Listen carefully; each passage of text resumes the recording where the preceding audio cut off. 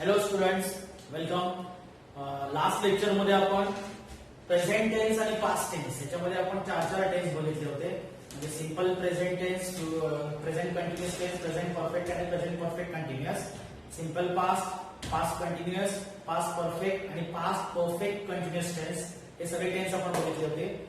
आणि आज आपण शेवटचा टेन्स बघणार आहे. शेवटचा टेन्स आहे आपला फ्युचर टेन्स. आणि फ्युचर टेन्स मध्ये आपण बघणार आहे सिंपल फ्युचर टेन्स. आता सिंपल फ्युचर टेन्स कसा लिहायचा, तर सिंपल फ्युचर टेन्स मध्ये सब्जेक्ट तर येणारच आहे. ओके, सब्जेक्ट नंतर आपल्याला लिहायचं आहे शाल और विल. शाल और विल.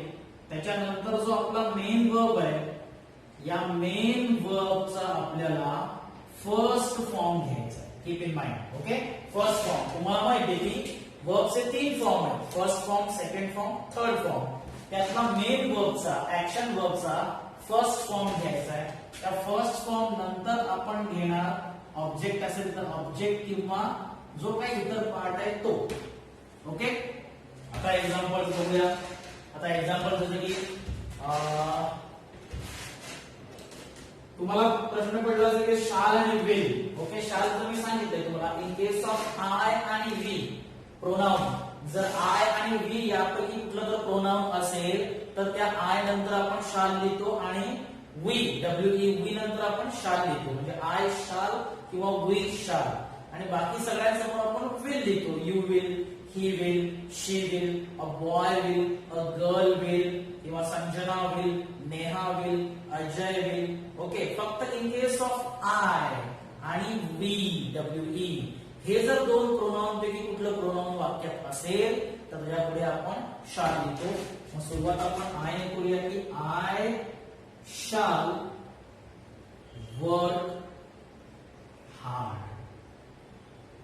आय शाल वर्क हार्ड. जसं की बघा इथे मी शाल लिहिलंय आणि शाल नंतर वर्क हे आपलं मेन वर्ब आहे आणि त्या मेन वर्बचा फर्स्ट फॉर्म आपण लिहिलेला आहे. दुसरं एक्झाम्पल आपण लिहू.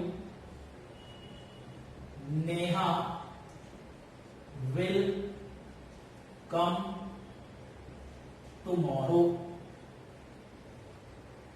Neha will come tomorrow. will आणि come आहे. will लिहिलाय आणि ऍक्शन वर्ब म्हणजे come चा फर्स्ट फॉर्म आहे. तिसरं एक्झाम्पल आपण घेऊ. they will go to school. they will go to school. इकडे will आहे आणि go चा फर्स्ट फॉर्म आहे. जर तुम्हाला याच्यामध्ये निगेटिव्ह लिहायचं असेल, आता इथे आपण सगळे अफर्मेटिव्ह सेंटेन्स बघितले. I shall work hard, Neha will come tomorrow किंवा they will go to school. हे सगळे अफर्मेटिव्ह आहे, पॉझिटिव्ह सेंटेन्स आहे. निगेटिव्ह तुम्ही निगेटिव्ह याच्या पुढेच लिहू शकता. For example he won't. आता जेव्हा आपण ही वोंट लिहिलं जातं तर वोंट म्हणजे काय? वोंट आहे विल नॉट. विल नॉट चा शॉर्ट फॉर्म आहे वोंट. Keep in mind. लक्षात घ्या, वोंट मध्ये गडबड जाऊ नका.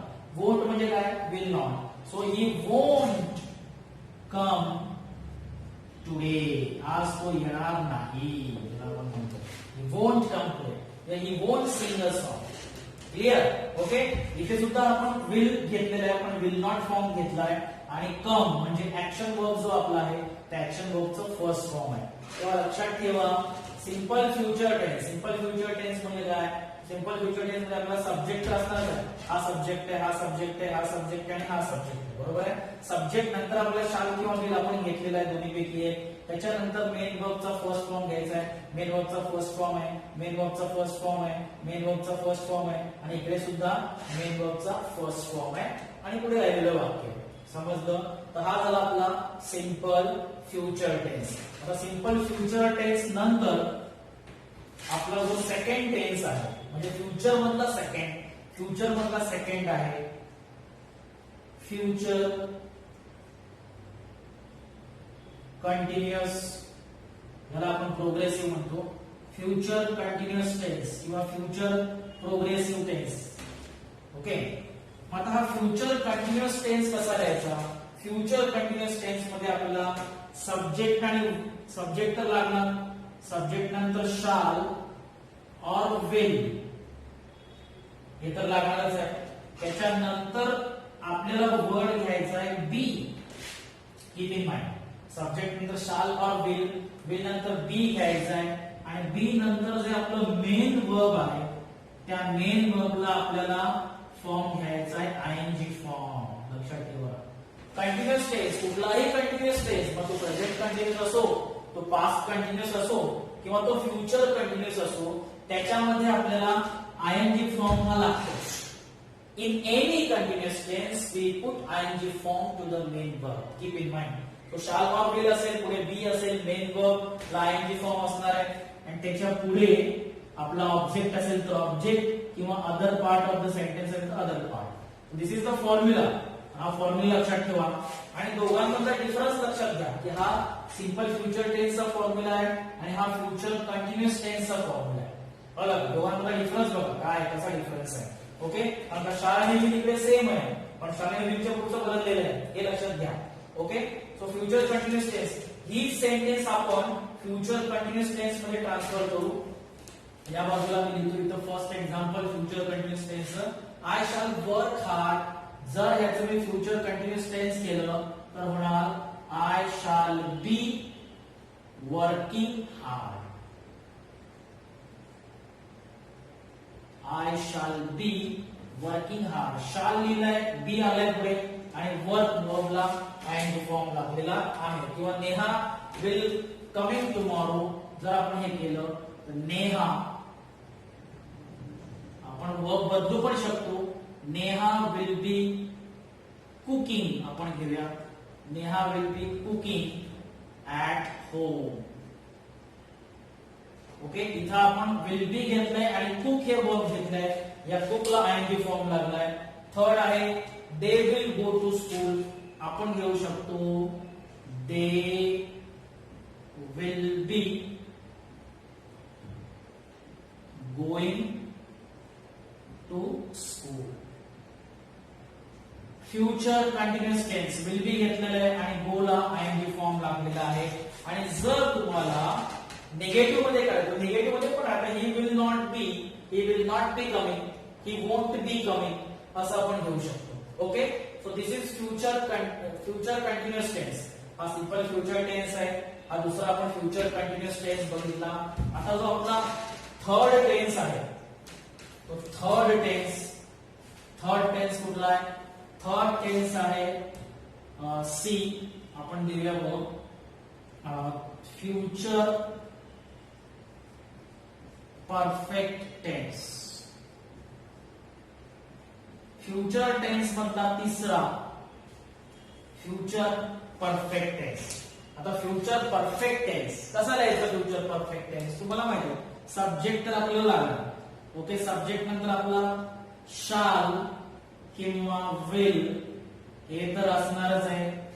त्याच्यानंतर आपल्याला घ्यायचा आहे वर्ब हॅव. प्रेझेंट परफेक्ट मध्ये आपण हॅज आणि हॅव वापरतो त्यातला हॅव आपल्याला घ्यायचा आहे.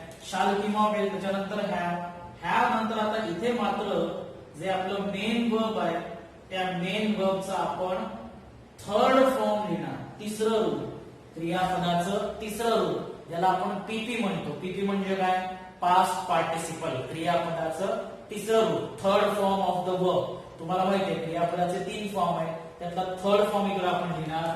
त्याच्यानंतर मग जो काय आपला ऑब्जेक्ट आहे आणि किंवा remaining part of the sentence आहे ते आपण लिहिणार. Okay. So this one is the formula. हा फॉर्म्युला आहे. तिन्ही लक्षात घ्या की हा सिंपल फ्युचर टेन्स आहे, हा फ्युचर कंटिन्युअस टेन्स आहे आणि हा फ्युचर परफेक्ट टेन्स आहे. बदल कसं आहे बघा. एक्झाम्पल मध्ये चेंजेस लक्षात घ्या कसे होत आहेत. फॉर्म्युला मध्ये चेंजेस बघा. ओके. आता एक्झाम्पल घेऊ. आपण तेच घेतलंय तर पहिले एक्झाम्पल आपण ट्रान्सफॉर्म करू. समजा मी घेतलं आय शाल लिहिलं. शाल नंतर मी काय लिहिणार have. Okay.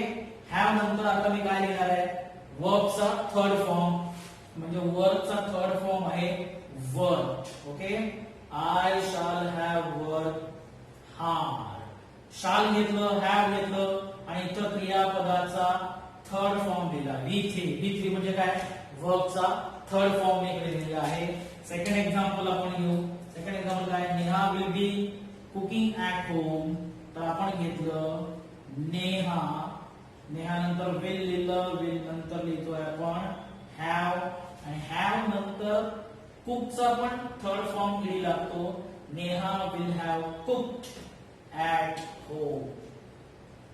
Okay, Neha will have cooked biryani at home असं आपण म्हणू शकतो. विल, हॅव आणि वर्बचा third form. They will be going to school. याच्यामध्ये थोडा आपण बदल करू. आपण लिहू शकतो दे विल हॅव गॉन असं आपण लिहू.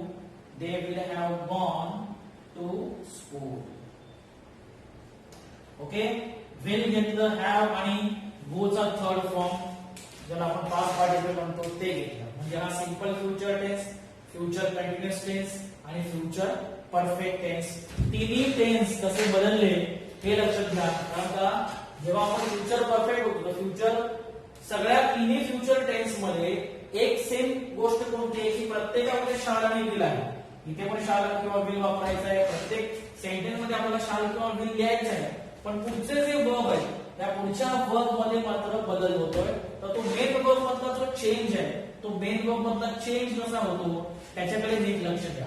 ओके, तर हा सिंपल फ्युचर झाला आपला, फ्युचर कंटिन्युअस झाला. त्याच्यानंतर आता आपण लास्ट अँड लास्ट म्हणजे सगळ्यातला लास्ट, फ्युचर मधला आपण लास्ट आणि आपल्या टेन्स मधला आपण लास्ट टेन्स आपण बघणार आहोत. जो आपला लास्ट टेन्स आहे याचा यूज जास्त होत नाही पण आपल्या नॉलेज साठी राहू दे. Future perfect continuous tense. Okay, future perfect continuous tense. Future perfect continuous tense मध्ये आता आपण त्याचा फॉर्म्युला आधी बघू. फ्युचर परफेक्ट मध्ये आपला सब्जेक्ट तर असणारच आहे. सब्जेक्ट नंतर आता आपला शाल और विल हे तर घ्यायचंच आहे. त्याच्यानंतर आपल्याला घ्यायचं आहे हॅव परफेक्ट साठी. कंटिन्युअस साठी आपल्याला घ्यायचं आहे बी. त्याच्यानंतर आपला जो मेन वर्ब आहे त्या मेन वर्बला आयएनजी फॉर्म येणार आणि मग आपलं ऑब्जेक्ट किंवा जे अदर सेंटेन्स आहे ते अदर सेंटेन्स इथे आपल्याला. So this one is the formula. मग आता आपलं एक्झाम्पल जर आपण घेतलं तर काय करायचं, यूज जास्त होत नाही. I shall have been working hard. I shall have been working hard हे आपण घेतलं एक्झाम्पल. ओके, सो इथे आय शाल हॅव बीन घेतला आणि वर्बला आयएनजी फॉर्म लागला. सेकंड एक्झाम्पल आपण घेऊ शकतो दे विल हॅव बीन आपण घेतलं playing. They will have been playing well. Will have घेतलेलं आहे आणि बीन घेतलंय आणि प्लेइंग घेतलंय. ओके, तर हा आपला फ्युचर परफेक्ट कंटिन्युअस टेन्स आता इथं कंप्लीट झालेला आहे. फ्युचर टेन्स मध्ये जे आपले 4 टेन्स आहेत हे 4 टेन्स या ठिकाणी आपले कंप्लीट झालेले आहेत. मला आशा आहे की तुम्हाला हे सगळं समजलं असेल. Simple future, future continuous, future perfect आणि फ्युचर परफेक्ट कंटिन्युअस हे टेन्स परत व्हिडिओ बघा, स्क्रीनशॉट काढून घ्या, वहीमध्ये हे सगळं लिहून काढा. पहिल्या टेन्स पासून शेवटच्या टेन्स पर्यंत जे काही मी सगळं दिलेलं आहे हे तुमच्या ग्रामरच्या वहीमध्ये मला लिहिलेलं पाहिजे. जेव्हा क्लासेस सुरू होतील तेव्हा ती ग्रामरची वही मी बघणार आहे. त्यामुळे ज्यांनी लिहिलं नसेल त्यांनी अजून सुद्धा वेळ गेलेली नाहीये. हे ग्रामरच्या वहीमध्ये सगळं लिहून काढा. आणि आता मी तुम्हाला एक्झाम्पल देतोय ऍज अ होमवर्क. जशी लास्ट लेक्चरला मी होमवर्क साठी एक्झाम्पल दिली होती ती तुम्ही सोडवली असतीलच. तशी काही एक्झाम्पल्स मी देतोय ते एक्झाम्पल्स घरी सोडवा. ओके, नीट सोडवा. ते एक्झाम्पल्स सोडवताना बघा, टेन्स वारंवार बघा, त्याचे चार्ट बनवा हवं तर. ओके, तर हा तुमचा होमवर्क मध्ये मी तुम्हाला एक 2-3 सेंटेन्स देतोय. आता आपण टोटल 12 टेन्स बघितले. तर 1-2 वाक्य देतो, ती दोन्ही वाक्य तुम्ही उरलेल्या टेन्स मध्ये ट्रान्सफॉर्म करायची. The birds R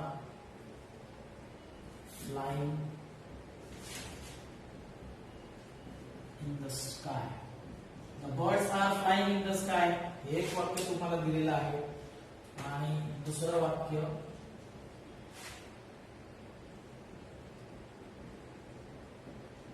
she will sing a beautiful song. Okay, दोन वाक्य तुम्हाला दिलेली आहेत.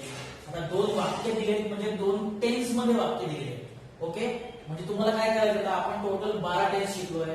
तर प्रत्येक हे वाक्य जे आहे ते प्रत्येक टेन्स मध्ये ट्रान्सफॉर्म करायचं. आता हे वाक्य म्हणजे तुम्हाला हा एक टेन्स दिलेला आहे. हा टेन्स सोडून उरलेल्या 11 टेन्स मध्ये म्हणजे ह्याची 11 वाक्य तयार होतील या सेंटेन्सची. आणि ह्या सेंटेन्सचं पण तसंच की हा सेंटेन्स म्हणजे एक टेन्स आहे, एक काळ आहे. मग हा काळ सोडून उरलेले जे 11 काळ आहेत त्या उरलेल्या 11 काळामध्ये ही वाक्य ट्रान्सफॉर्म करायची. म्हणजे हे वाक्य प्रत्येक काळामध्ये चेंज होत राहणार.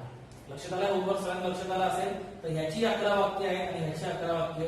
टोटल तुम्हाला 22 वाक्य लिहायचे ऍज अ होमवर्क म्हणून. टेन्स हा टॉपिक इकडे कंप्लीट झाला. मला आशा आहे की तुम्हाला हा टॉपिक समजला असेलच. तर पुढचा ग्रामर टॉपिक घेऊन आपण पुढच्या लेक्चरला भेटू. थँक्यू.